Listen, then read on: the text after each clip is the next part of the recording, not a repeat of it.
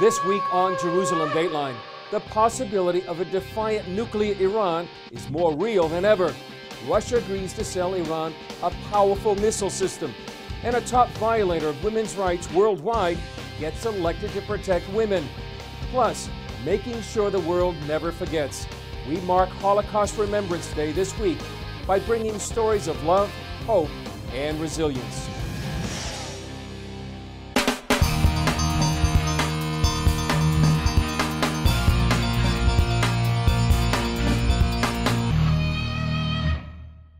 Hello and welcome to this edition of Jerusalem Dateline. I'm Chris Mitchell, coming to you this week from our Jerusalem studio. Iran's nuclear ambitions have become even more dangerous, thanks to Vladimir Putin. Russia announced plans to sell Iran a powerful missile system. The move would strengthen Iran's military abilities and could be used to protect Iran's nuclear program from an airstrike. It comes as the U.S. Senate wants to have its say on President Obama's deal with Iran. Here's Heather Sells with the story. Russian President Vladimir Putin has lifted Russia's ban and approved the delivery of one of the most potent air defense weapons in the world to Iran. The S-300 missile system has a range of up to 125 miles and can track down and strike multiple targets simultaneously. We are convinced that at this stage there is no longer need for such an embargo. Both the U.S. and Israel object to the sale of the missiles. The concern is that they would protect Iran's nuclear facilities from an air attack and give it cover to develop nuclear weapons. A Wall Street Journal editorial says the Kremlin is offering the mullahs an air defense capability so sophisticated that it would render Iran's nuclear installations far more difficult and costly to attack. Russia maintains that Iran badly needs the system because of tensions in the region, including in Yemen, and insists it does not threaten Israel or other countries. The S-300 is exclusively a defensive weapon, which cannot serve offensive purposes and will not jeopardize the security of any country, including, of course, Israel. Russia's move comes as Congress is directly challenging the White House over the proposed nuclear deal. The Senate is considering a bill that would give Congress the last say over any final nuclear agreement with Iran. At least after 2.5 years of negotiations, the Congress should have 60 days to be able to review probably the most significant nuclear nonproliferation agreement of our time.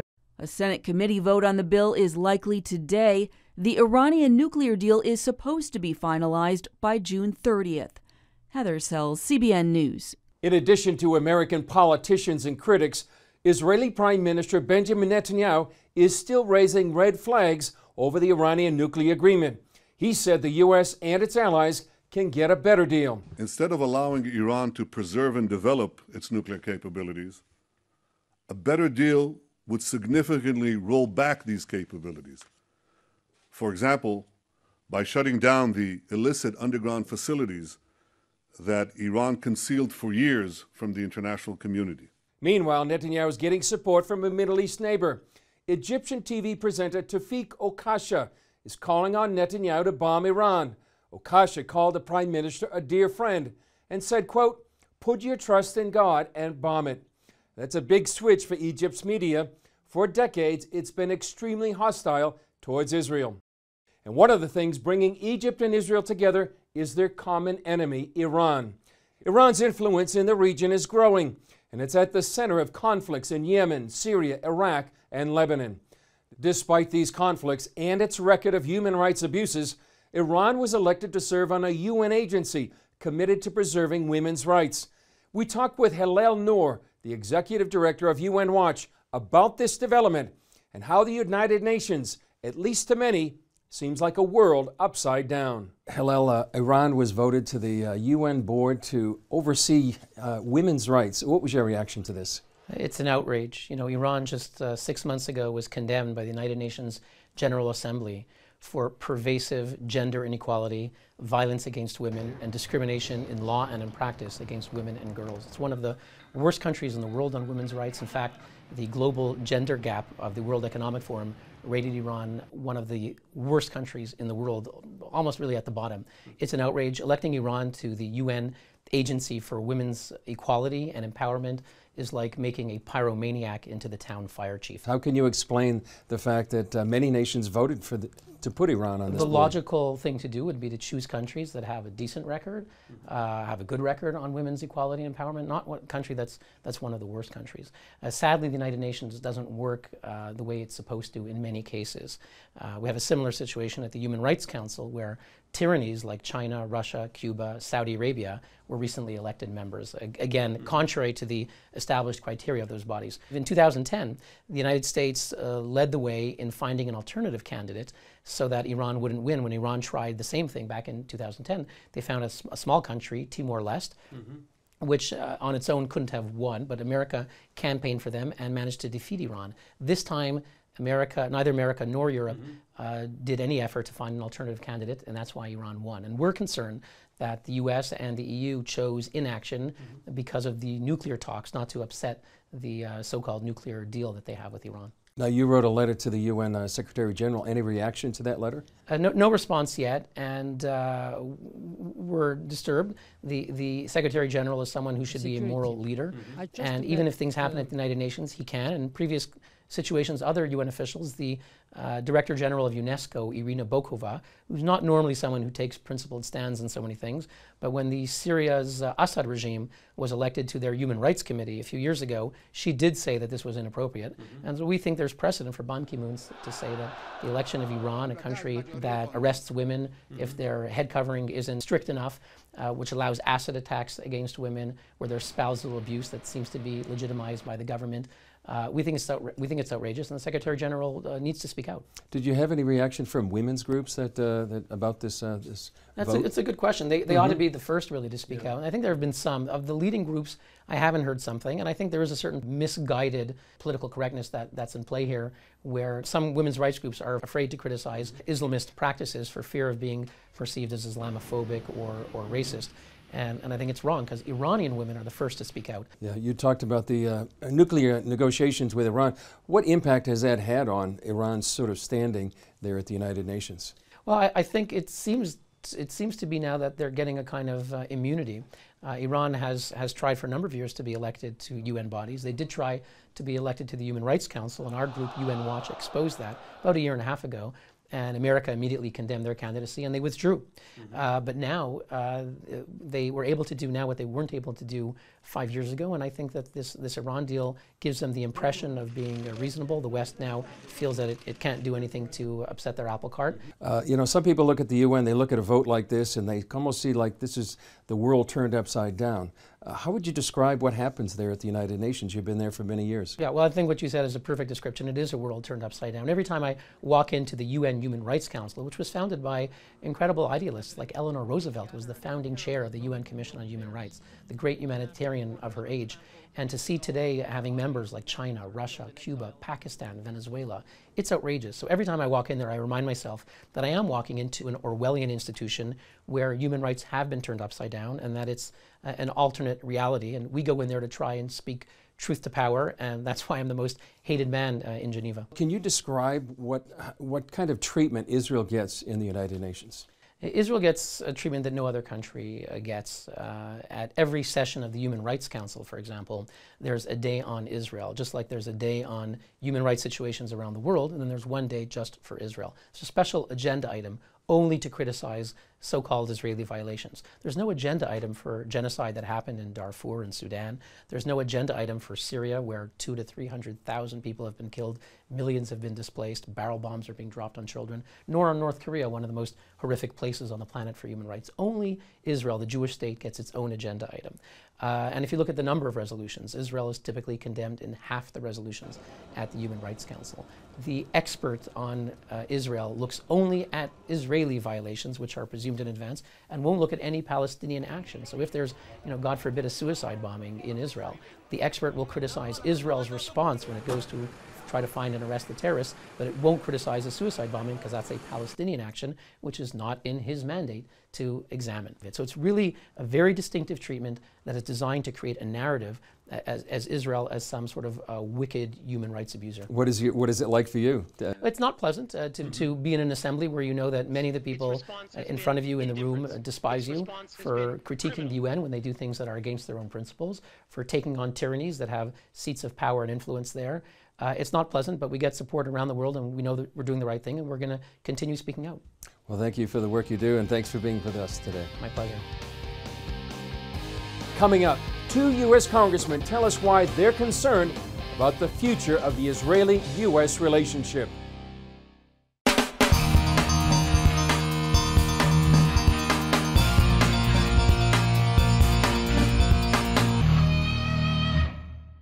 For decades, the U.S. has been Israel's closest ally.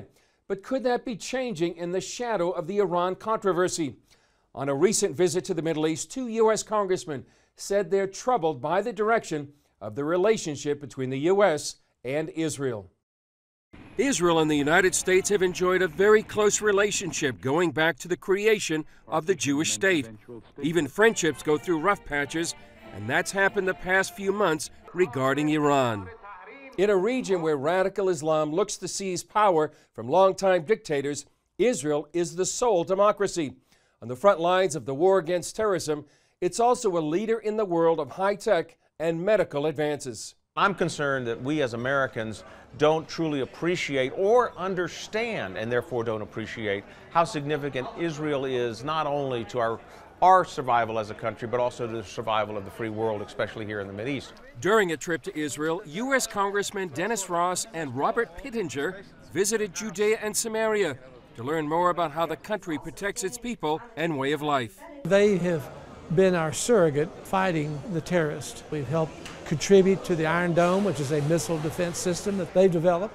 Their comments come at a time of unprecedented friction between U.S. and Israeli leadership over the issue of a nuclear Iran. The Prime Minister is the Winston Churchill of our era, and regrettably, President Obama is the Neville Chamberlain.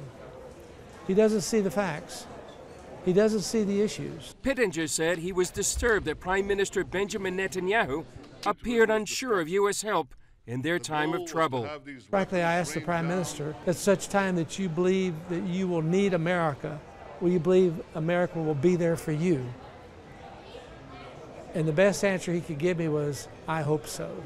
Other longtime U.S. allies like Egypt, Jordan, and the United Arab Emirates are looking to Israel for help in fighting radical Islamic groups. Who came in to help Egypt? Wasn't us, it was Israel. Israel has been the best partner that President Sisi has had to defeat the Muslim Brotherhood. Israel has as well been given significant strategic assistance to Jordan. The congressman also agreed the U.S. could learn a lot from Israel. We don't understand what a resilient country that this is. Under enormous pressure and challenge from its borders, in the midst of that, they're one of the strongest entrepreneurial economies in the world. We can learn a lot about not only their commitment with the young people going into the IDF and having public service, we can learn a lot from their opportunities for economic development, we can learn a lot from their agricultural skills that they've honed and turned a desert into a very vibrant and successful agricultural arena. Up next, 2 stories from the Holocaust of survival and miracles.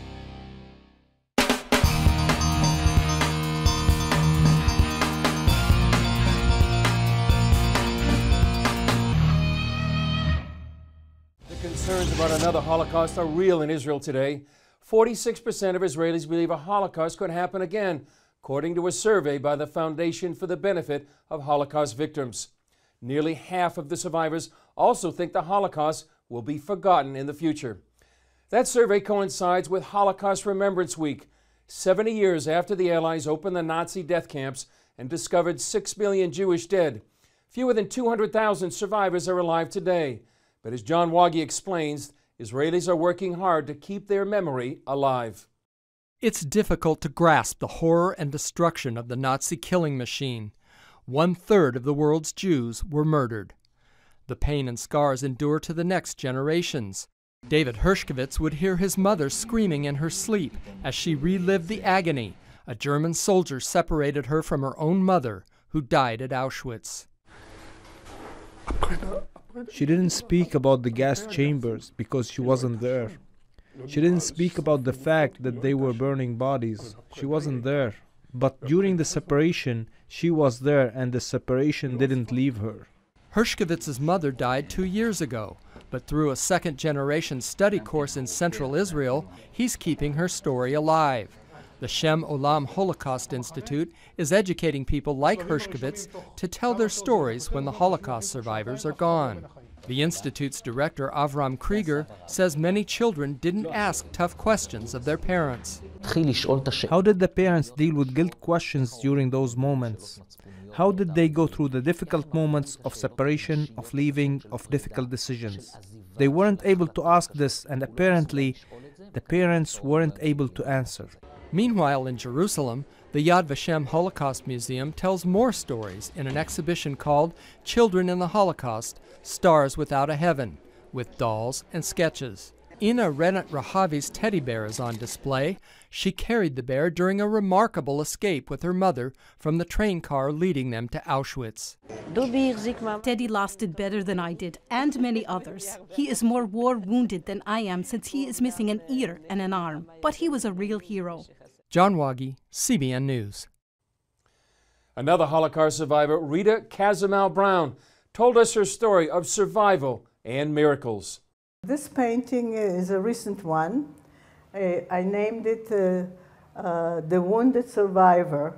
Rita Kazamal Brown was 7 years old when the Nazis invaded her hometown of Termot in Poland. In 1941, Nazis rounded up the Jews there and put them in a ghetto. Rita is now a recognized Holocaust artist who has worked as an art therapist.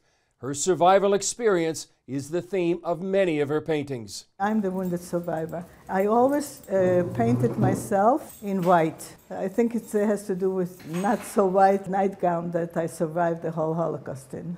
At 80, Rita is bubbly and vibrant.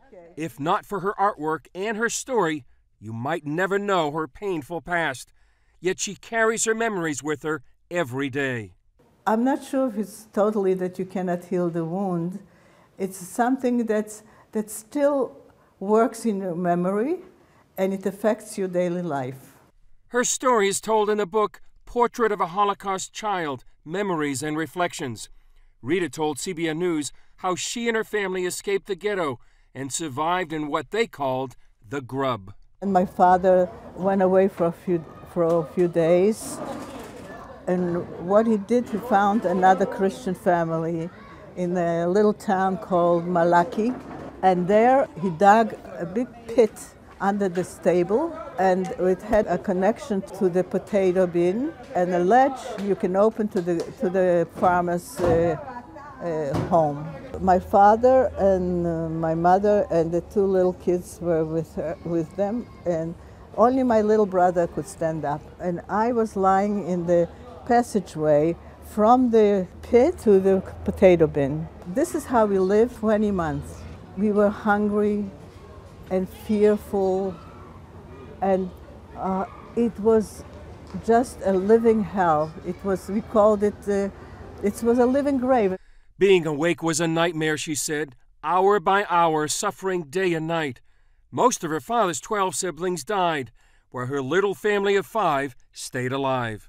Being creative helped me survive, but not only survive, but keep my sanity. In 2006, Rita revisited Poland for the first time to join the March of the Living. While there at Auschwitz, a spider bite took special significance.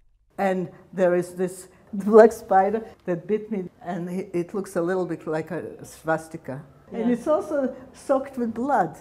A mother of 2 and grandmother of 3, she's seen many miracles in her life. We have kind of a survival instinct, which was very strong, but now it's weakening because when you get older, your defenses go down. And so the only thing that we have is because of our children and grandchildren. That's our victory. Coming up on Jerusalem Dateline, see how one Holocaust survivor found the help she needed.